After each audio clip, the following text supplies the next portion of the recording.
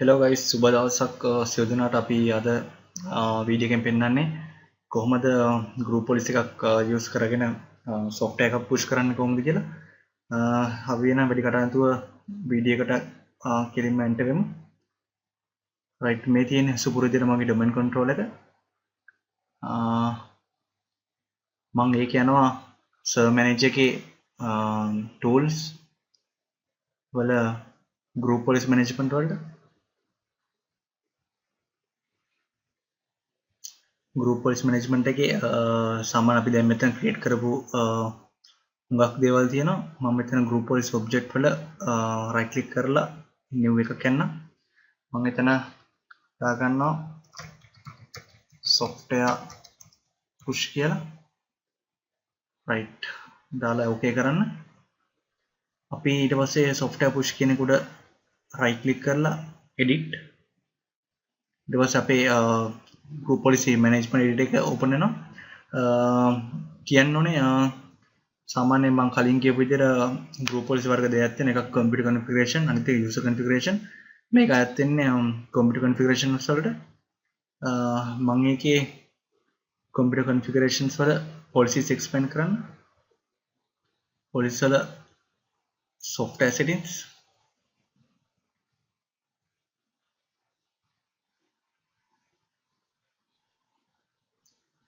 සමාන software settings, ඒකේ තියෙන software installation.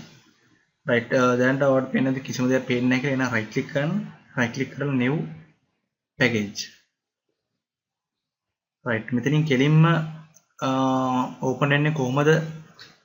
මෙතනින් ඔයාලට පේන්නේ නැති extension එක මොකක්ද කියලා asterisk.msi. මම පොඩි හැඳින්වීමක් කළොත් software push කරන එක ගැන. සාමාන්‍යයෙන් අපි group policy එකක් කරා push කරන්න පුළුවන් .msi packages විතරයි. ඒ කියන්නේ Microsoft installer. සාමාන්‍යයෙන් මේක කරන්න පුළුවන් පොඩි medium size organization එකකට.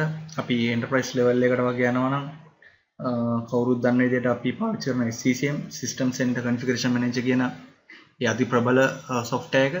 Microsoft ලගේ industry level එකට ආපු හොඳම software එකක් මේක. අපි ඒ වගේ එකක් use කරනවා. ඒ කියන්නේ ලොකු environment එකකට යනවා නම් අපි දැනට මේක testing සහ small and medium size companies වලට තමයි group policy එකකින් software push කරන්න කොහොමද කියලා දෙන්නේ. right, මම එහෙනම් මේක දැනට cancel කරලා අපි .msi එකක් අපේ server එකට copy කරගමු. මම එතන යනවා file settings.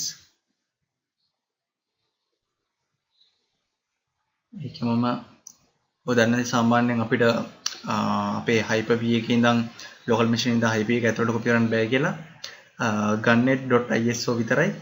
ඒකින්ද අපි .iso වලට convert කරන්න වෙනවා. මොකක් හරි මම use කරන්නේ PowerISO කියන tool එක. මොකක් tool එක use කරලා ඔයගලන්ට පුළුවන් ඕනම එකක් image එකක් හරි ISO එකක් විදිහට කරන්න. මෙතනින් image files ගිහිල්ලා browse කරලා මගේ file එක select කරලා දෙනවා. right, මම මෙතනින් software එක තෝරලා දෙනවා .iso file එක. මේක desktop වල තියෙනවා video tutorials වල. right, මම මේක install කරගන්න යන්නේ remotely push කරන්න යන්නේ Adobe Reader එකයි Google Chrome එකයි. කොහොමත් මේ දෙක අත්‍යවශ්‍ය වෙන softwares දෙයක් නේද.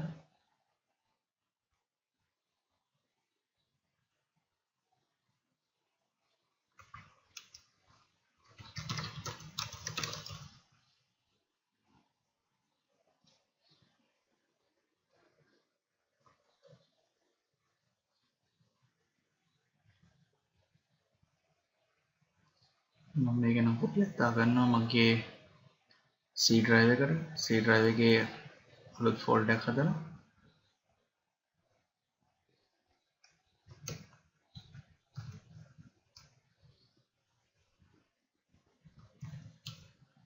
remote push කියලා. සාමාන්‍යයෙන් shared folder එකක් හදද්දී කට්ටිය දන්නේ නැති space තියන්න හොඳ නැහැ. space එක අපිට ඒක එක link එකක් විතර ගන්න බැරි වෙනවා. මම ඒක underscore එකකින් ඒක සම්බන්ධ කරලා ඒක ඇතුළට දානවා. ඒ වගේම අපේ Google Chrome එකත් මම ඇඩ් කරගන්න යන්නේ.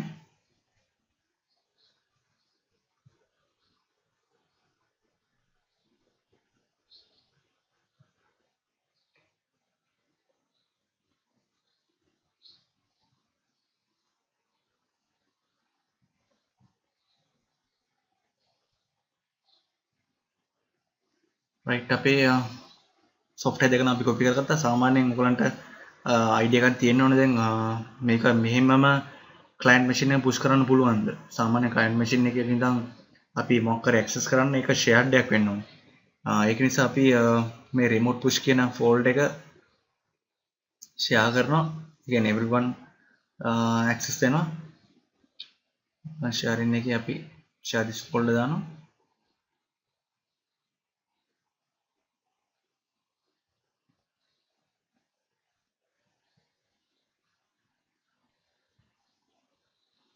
අපි මේ path එක චුට්ටකට copy කරගමු. මම ඔයගොල්ලන්ට කියන්නම් මොකද අපි copy කරගන්නේ හේතුව කියලා. press කරන්න. අපි යනවා ආයේ group policy management එකට. අපි හිටපු තැනම තමයි මේක කියන computer configuration වල policies software settings වල software installation මේක right click කරලා new package යනවා. ඊපස්සේ මෙයා කියන අපිට package එක තියෙන තැන .msi එක පොඩ්ඩක් select කරලා දෙන්න කියලා. මම මෙතෙන් .msi එක දෙනවා. right දෙද්දිම ඔයාලට බලා ගන්න පුළුවන් error එකක් එනවා. පොඩ්ඩක් error එක කියලා බලන්න cannot verify path in network location. දැන් මම ඔයගොල්ලන්ට කියන්නම් මම අර copy කරගත්ත හේතුව අපි දැන් යන් ආයේ new package එකකට මෙතනට ඒ copy කරගත්ත path එක දාන්න. මොකද ඔයාගේ C එක තියෙන path එක අර කවදාවත් access කරන්න හම්බෙන්නේ නැහැ client එක. right දැන් මම ඉන්නේ network location එකේ අර share කර folder එකේ. දැන් මම select කරන Adobe Reader එක. දැන් ඔයගොල්ලන්ට පේනවා ඇති මේ window එක ඊළඟට continue වෙන්න ඒ ඊළඟ step එකට ආව වෙඩි. මේක okay කරන්න. පොඩි වෙලාවක් යයි package එක ඔක්කොම යා set කරගන්න මෙතනට. right අපි Adobe Reader එක මෙතනට අවිල්ලා තියෙනවා. දැන් මම ඊළඟට ආයෙ right click කරලා new package යනවා. new package එකේ Google Chrome එකත් select කරලා දෙනවා.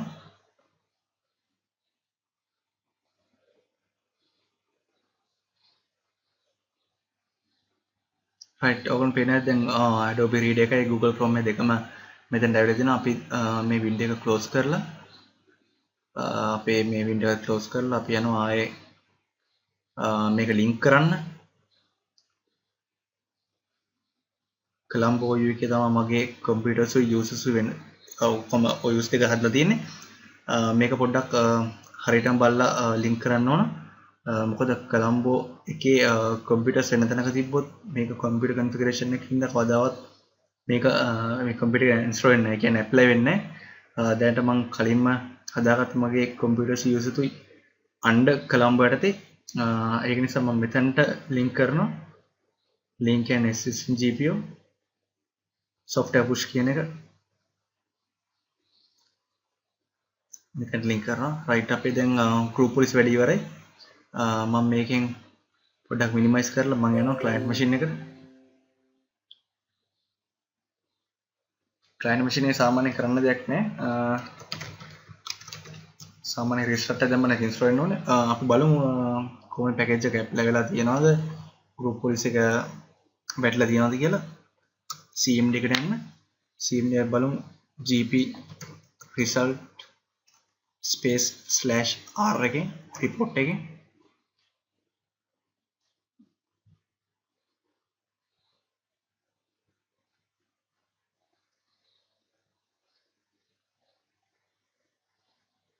right අපිට දැනට මුකුත් පෙන්වන්නේ නැහැ.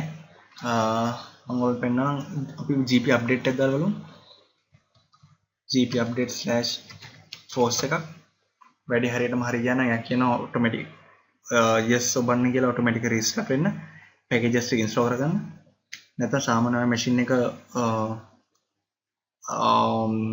දවසකට සැරයක්වත් උඩුම ගානේ shutdown කරලා off කර shutdown කරලා on කරන්නේ. පේන ඇති ඔයාලට policy එක apply වෙලා තියෙනවා. මේක restart එක දාන්න කියනවා. මම y ඔබලා enter කරනවා.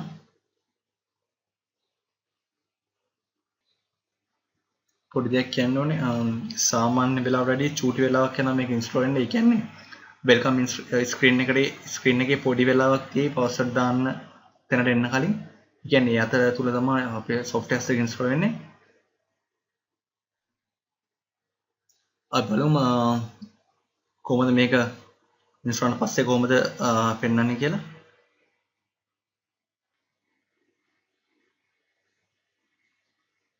දැන් මගේ මැෂින් එක දැන් boot වෙනවා.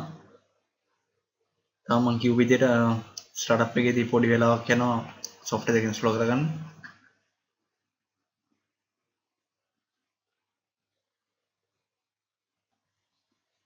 right මගේ මැෂින් එක client machine එක password දාන්න තැනට වෙලා තියෙනවා. බලමු password දාලා මොකද වෙලා තියෙන්නේ කියලා. වැඩි හරියටම හරි ගියා නම් Google Chrome එකයි එතනින් ගියාම අපි දාමු මොකක්ද දැම්මේ Adobe Reader එක ඉන්ස්ටෝල් වෙලා තියෙනවනේ මැෂින් එකට.